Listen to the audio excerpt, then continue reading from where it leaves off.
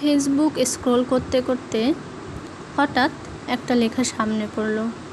ভাবলাম আপনাদের সঙ্গেও না হয় শেয়ার করি।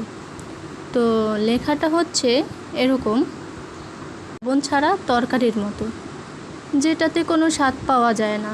যদি দুটো মানুষই একে অপরের খোঁজ না নিয়ে দিন কাটিয়ে দেয়, আর সেইটা নিয়ে যদি একে অপরের মাঝে কোনো অভিযোগ না থাকে, তাহলে সেটা কোনো সম্পর্কের মধ্যেই পড়ে না। সে অভিযোগ করবেই, কারণে অকারণে অভিযোগ করবেই। খোঁজ নিলেও করবে, না নিলেও করবে। হ্যাঁ, এটাই ভালোবাসার ধর্ম।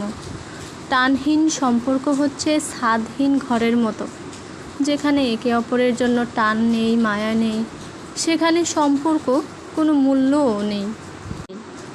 যেখানে অভিযোগ থাকে সেখানে ভালোবাসাও থাকে, যেখানে কৈফিয়ত অভিযোগ থাকে না সেখানে ভালোবাসাও থাকে না।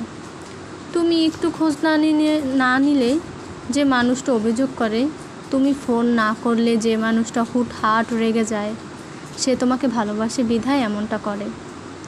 মানুষটা তোমার আরও কাছে যাবার আশায় অভিমান করে।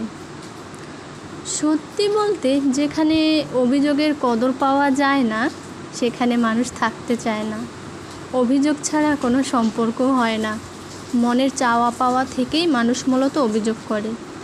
ভেবে দেখো তো, আজ যে মানুষটার অভিযোগ তোমার কাছে বিরক্তিকর মনে হচ্ছে, কাল সেই মানুষটা অভিযোগ করা বন্ধ করে দিলে তখন পরিবর্তনটা কোথায় গিয়ে দাঁড়াবে? যে মানুষটা কদর করে, তার অভিযোগ, অভিমান, রাগ সব কিছুর সম্মান, গুরুত্ব দিতে হবে। দেখবে কখনো তিক্ততা আসবে না দুজনের মধ্যে। জীবন সুন্দর যদি মানুষটা সঠিক হয়।